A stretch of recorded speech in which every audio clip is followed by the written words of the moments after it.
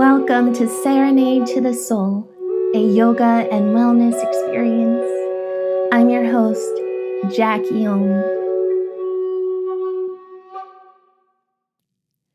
Hello and welcome to the very first episode of Serenade to the Soul podcast. Thank you for joining me today. Before I say or share anything, first, I'd like to create a sacred space. Know that when you enter into an episode of Serenade to the Soul, we're taking a pause just for a moment. Why? Because breath brings us home. So if you're not driving and if it feels safe, I invite you to close your eyes. Take a break from your external environment. Turning your awareness inward toward breath. Notice just your natural inhales and exhales. This is you today. Simply observe. Settle into neutrality to feel the coziness of breath. Deep inhale. Deep exhale. Come to breath. Be fully present. Conscious breathing purifies every dimension. Take a breath. Receive. Expand. Exhale. Contract. Let go.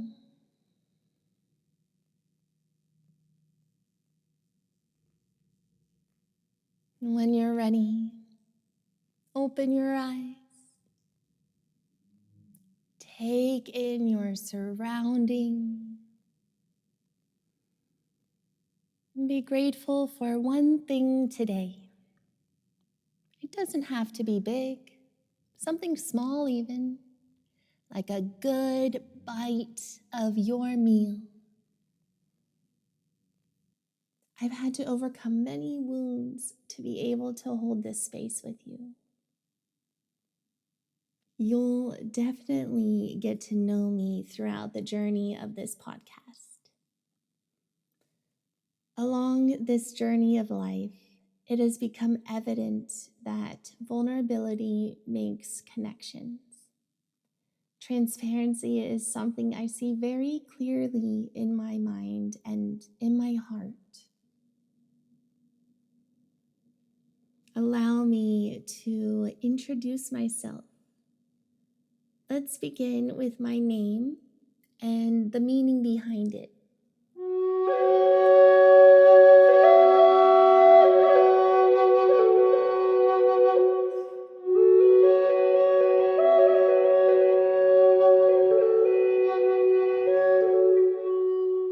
Hello, once again. I'm your host, JackieOM. Welcome officially to Serenade to the Soul podcast. Yes, my first name is Jackie. As I was creating this podcast, I thought about my name. My maiden name is Miller. My married name is Mubaslet. I literally went from the easiest last name to the most difficult last name to pronounce, at least for Westerners. I've yet to meet a person who has looked at our last name Mubaslet and was able to pronounce it correctly the first time. Actually, maybe my best friend Heather. I think. Which is understandable. I mean, it's a super uncommon and very ethnic name. It originates from Palestine. And so because of this difficulty in pronunciation, I was toying with the idea of coming up with a little stage name, if you will. One day I was driving to teach yoga and I was just circulating in my head like JackieOM, JackieM. JackieOM, JackieOM, JackieOM. Yes. Yes, I said to myself, that's it. This makes perfect sense. One, both of my last names, I've had my entire life start with the letter M. Two, it plays off of Jackie O. I mean, come on, Jackie Onassis, such a legend of her era. And any Jackie who's a brunette can identify with this. Om, the universal sound, yoga, the voice. Podcasts are all about the voice, the throat chakra. It just made total sense. This name arrived to me instantaneously like an intuitive download. I went home and I shared this with my husband. He was like, yeah, that makes so much sense. My initial feeling combined with his positive response and support in this name reinforced my decision as it feels completely aligned and authentic to me. And then finally, perhaps the most important or the most meaningful to me is one of the 5 precepts in yoga philosophy, Satya, which is translated to deep listening and loving speech. Again, tracing back to the essence of Om, the voice, the sound of oneness, the collective whole. Coming up with a nickname began with the purpose of saving you from the struggle to pronounce my last name, but it ended up becoming something special with significant meaning. So here I am, JackieOM.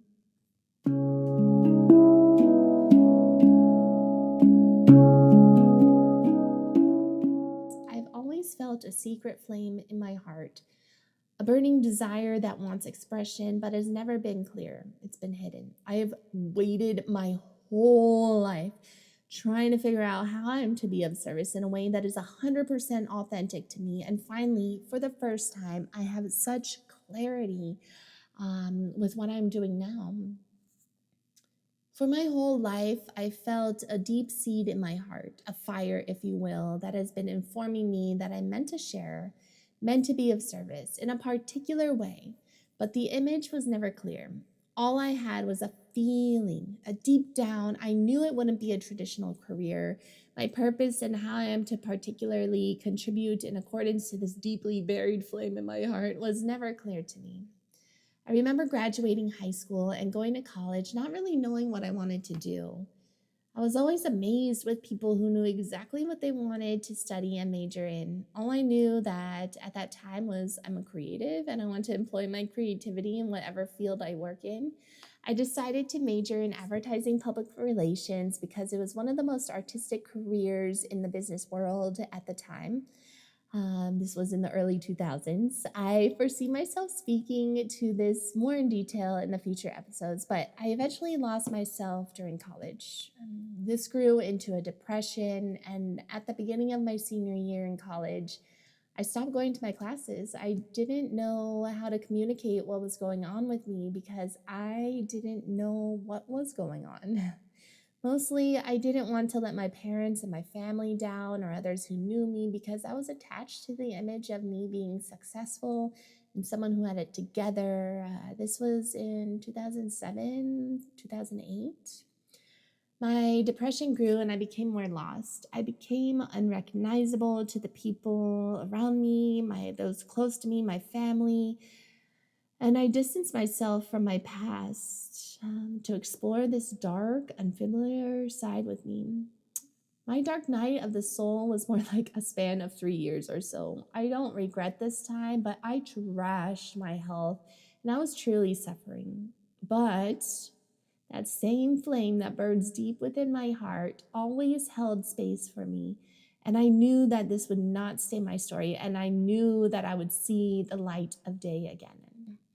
I'm eternally grateful for my parents because they've always believed in me and I could rely on them to be my anchors in times of needs. My father and mother encouraged me to return to school and that helped me get back on my feet. I finally listened to them and I did it. I graduated. There was for a moment in time where I didn't think I would. After I graduated, however, I no longer vibed with the advertising and public relations world. I was a changed person. And once again, I didn't know what to do with myself. And then I was back to the point of, what do I do now? One day, I was sitting at the outdoor dining table at my childhood home. My father pulled up a chair next to me and presented me information about how I could become a certified public school teacher because I hold a bachelor's degree. He reminded me of my true gift is teaching. This spoke to the flame in my heart, and it stoked that flame again. He reminded me who I am and what I'm good at. And that was a pivotal point in my life. That was, let's see, 2015, 2014. Yeah, early 2014. Things aligned for me, and I got healthy enough to hold a school schedule and a job again. While I worked on my teaching certificate, I picked up jobs as a substitute teacher all over the country. I was curious to explore every grade level and every subject to see what I vibe with the most. Then, during one of my substitute teaching jobs on January 28th, 2015, my life was forever changed. On this day, I picked up a subbing job for a third grade class. I was circling the room during their center's time, and one student asked me a question. I squatted down to be at her level, and I don't remember what her question was, but as I squatted, I remember pain shooting through my body, taking my breath away. I thought to myself, this is not how I should feel in my 29-year-old body. In that very moment, I literally heard a voice whisper over my shoulder, go to yoga, go to yoga. I will never forget this day or that moment.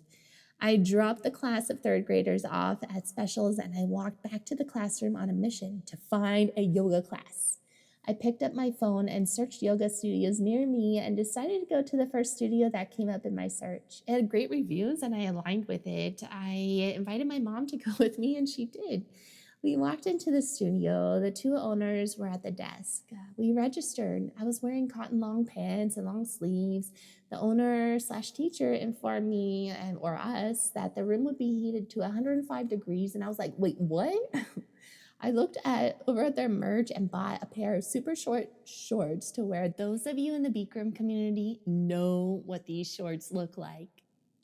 Bikram is the former and original name of the style of yoga that is now known as 26-2 or Hot 26, depending on the region. My mom and I went into this class. It seemed like everyone in the room knew what they were doing, and my mom and I were totally lost. But it was at the halfway point of a 26-2 class that something shifted and clicked. After 13 standing postures, there's a 2-minute savasana.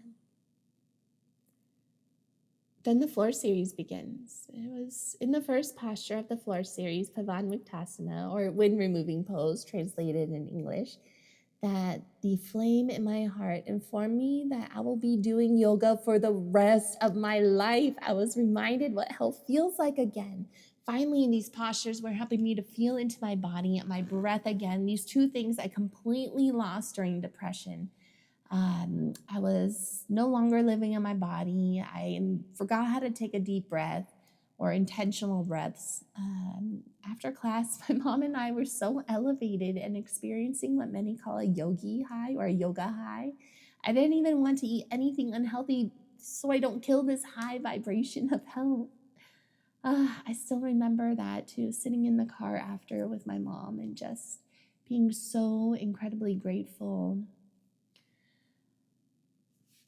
I became committed. I just knew I had to do it. If I took off more than 3 days of yoga practice, I would start feeling the edges of depression creep in again. And so I kept with it. I stayed consistent. It felt like a superpower to me. And I felt totally safe and welcome to be my true and authentic self in the yoga community. I remember, just being depressed and living out of my body. I had all sorts of body issues. And walking into the studio, there were all sorts of confident, beautiful women of all shapes and sizes wearing whatever they wanted and feeling super comfortable, tall in their spines, proud shoulders, healthy movements. And I just loved it. It helped me feel safe and accepted and loved and safe enough to be me and wear what I want without insecurity. The yoga community is truly amazing, full of wonderful people. My early years of yoga practice was just 26 and 2, and since then my practice has evolved, and now I practice all styles of yoga. Some of my additional favorite styles of practice are Ashtanga, Power Flow, 26 and 2 Intermediate, anything hot. There's something stoic and beyond my consciousness that arises in me and pours out when faced with challenge in the hot room. I've learned many life lessons, and I continue to do so in the yoga studio. I also love yin, restorative yoga, slow yin flows. There was once a time where most of my yoga was hot, active, sporty, high intensity, but that was an imbalance in my body, and through injury, I had to learn to slow down. I began practicing more yin, restorative. I love slow yin flows and types of practices that aren't just about getting a great workout in and a good sweat in, but to truly lean in, unhurried, and deeply listen to the whispers of my soul. This sense of slowing down really helped prepare me for pregnancy, birth, and postpartum. I learned what honoring my body is on a whole new level. Through this slowing down process and really listening to my body, I'm actually the strongest I've ever been in my life postpartum. And I credit this to my practice of yoga.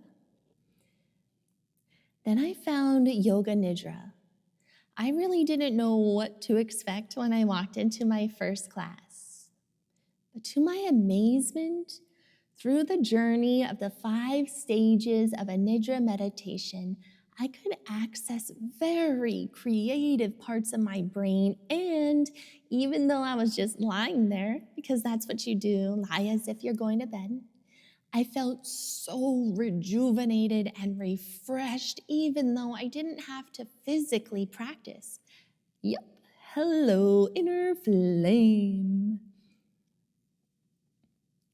I'm married to an amazing man, Jason, who has been my knight in shining armor, my great love, someone I can deeply trust, and to be honest, my catalyst for intense change. This is why my soul chose you, my love. You are able to hold this beautiful space for me, and at the same time poke my edges enough to propel me to become the next best version of myself. But this work, becoming my next best version, is my own inner work. A friend of mine posted this quote on social media from Things No One Taught About Love that explains what I'm trying to say perfectly. The right partner will not complete you. You are already whole. The right partner will expand you. They will catalyze your growth and elevate your consciousness. When I read this, I was like, yes, love this. It says it perfectly. Without my yoga practice, I would have never been able to become a better version of myself than the one I was formerly living in to attract the right life partner. It is through our relationships that we can see ourselves and the state of our inner work. No one ever said marriage is easy, but at the end of the day, Jason and I remember what's important, and that is our love, our bond, and to cherish that without letting the fluctuations of the mind crumble us. Jason and I are parents to boy-girl twins. Sometimes I pause and I take it in that I'm a mommy, and these two souls chose my husband and me to parent them. Atlas is our boy and Musette is our girl. They'll be turning 3 years old in October of this year, 2025. My sweet Libra babies. I swear, since they've entered this world, they have immediately been the energy to heal relationships as if in an instant, been the catalyst for some behaviors that I had to let go, that I no longer needed, gone as if in an instant. This up-leveling, this glow up has been the force to inspire me to become a better version of myself yet again. Children are truly blessings. Upon giving birth to our twins, I resigned from my former job as a high school English teacher to focus on my new life as a mommy. I always knew I wouldn't be a school teacher for my whole life, but it was most definitely a part of my path and right for me during the time I was a school teacher. I made some very special memories and relationships with students who I will always remember. And you know who you are, my former students, if you're listening. My true passion and excitement lies in yoga, and I knew I wanted to submerge myself in the yoga world, and it would be nice to make a living doing what you love. My work doing postpartum has been teaching yoga, and yoga teachers, you know, it's a hustle. I'm a certified yoga teacher based in Charlotte, North Carolina. I just completed my 500-hour yoga teacher training. This is a requirement in accordance with Yoga Alliance to maintain the standard of being a yoga teacher. My 300-hour training was focused on 26 and 2, and my 200-hour training was Ashtanga based, Vinyasa, and I've also taken a couple Yin Yoga teacher trainings, a kids yoga teacher training, hot hit Pilates teacher training, although I do not teach Pilates. And I am starting a yoga nidra training tomorrow. I'm really excited about this one, and I can't wait to offer you what I learned in something I love. Currently, my heart is thriving off of the intentional practice of manifestation, and it lights me up. I just need to share.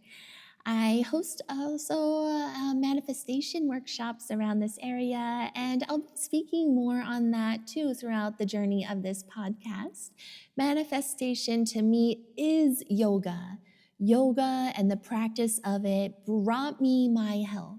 It upgraded my body and elevated my vibration so I can live the life my heart desires.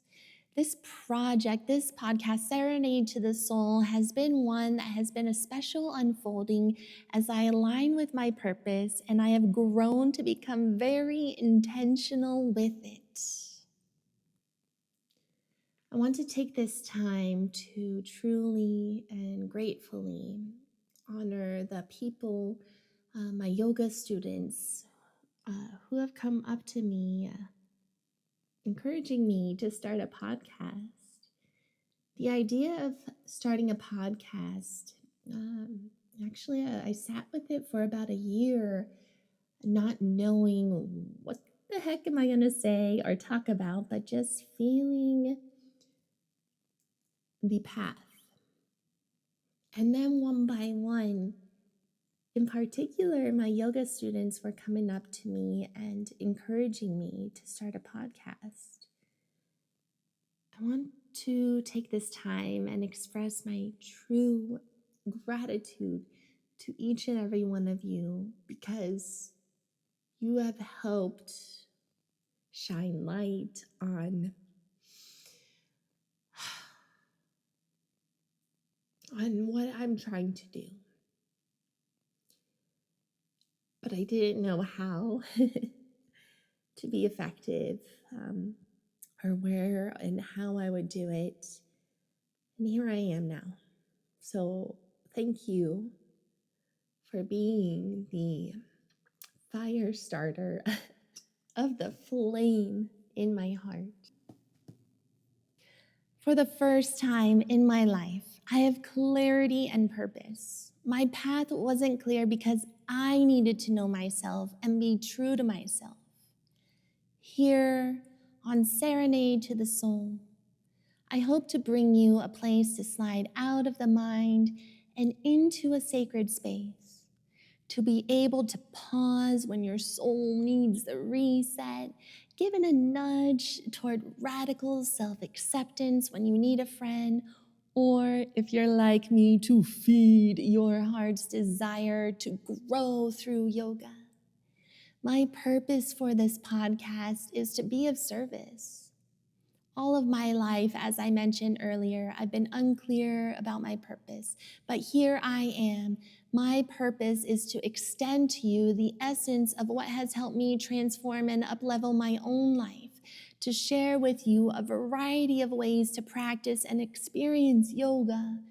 Wellness is naturally attached to yoga, so I'll be sharing that too. But truly, most of all, to create a community.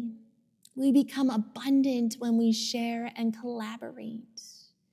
I invite you to join me every Thursday on this journey of purposeful expansion toward higher self through various modalities of yoga and wellness topics, conversations, and interviews with special guests.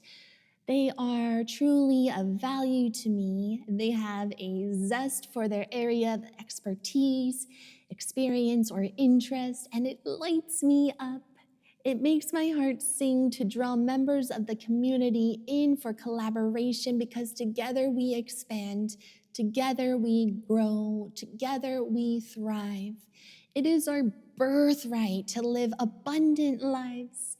We become abundant when we share and collaborate, when we build community. As I grow, so will my offerings on Serenade to the Soul. The best way I can get to know you as my audience and offer things of value to you is through interaction. I would love to hear from you, your thoughts and experiences, what worked for you, or what do you need more of? What could you use for support? Leave a message, a comment. I see myself speaking to two groups of people. I can't see further than the horizon as Serenade to the Soul sets sail, but I feel that I have something to offer to my audience who are new and unfamiliar with the practice of yoga, as well as to those who are seasoned practitioners living the yogi lifestyle. If you are new and unfamiliar to yoga, trust me, yoga is much more than you can ever imagine it to be. Next Thursday, I'll release a yoga nidra practice called Soul Tribe. Anyone can do this one. Like I said, all you have to do is lay there like you're going to sleep to practice yoga nidra. In fact, one session of a yoga nidra practice is equivalent to 3 hours of restorative sleep. So if you're lacking sleep or have trouble slowing down and simply being and need to recharge your body, please join me next Thursday.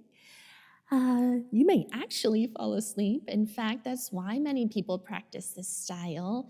You can do it in the morning to help you start your day, to get the energy flowing, or in the afternoon for a reset, which is the time I personally love to practice, or at night to help you fall asleep. My plan for the episode schedule is to release a new one every Thursday. Every other episode will be a solo or interview, and every other episode will be some sort of yoga practice, be it breathwork, a meditation, or a physical practice. I truly look forward to seeing how this unfolds and how together we can grow through yoga and expand and uplevel happy, healthier lives. Before we part, I reinvite you to take another conscious breath, to observe yourself and center. Nice deep inhale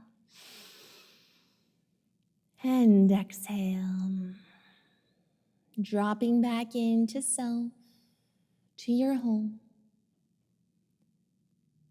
Come to breath and be fully present. Thoughts don't matter right now. Just listen to your breath. In by your nose, out by your mouth. Let out a sigh. Calm your mind. Slow your heart rate down. Be in the vibration of ease and flow. And visualize how you want to move forward with the rest of your day, your week, your life. You have everything you need. There's nothing lacking. Believe that. Be in your breath and body. Come home to yourself. Come home to yourself. The flame in my heart that I've been referring to in this welcome episode is my serenade.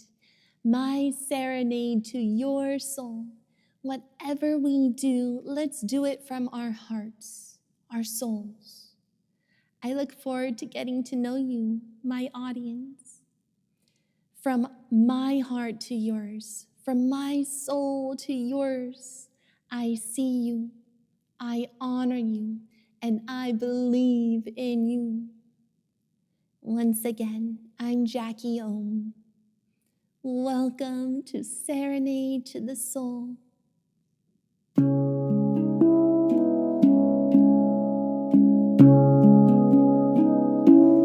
Thank you for sharing time and space with me today. If you enjoyed this episode, please like, comment, subscribe, and share. Your support helps keep this podcast alive. And together, we thrive. I'll meet you here next Thursday. May your week be abundant and blessed. In the sound of Om, we say everything.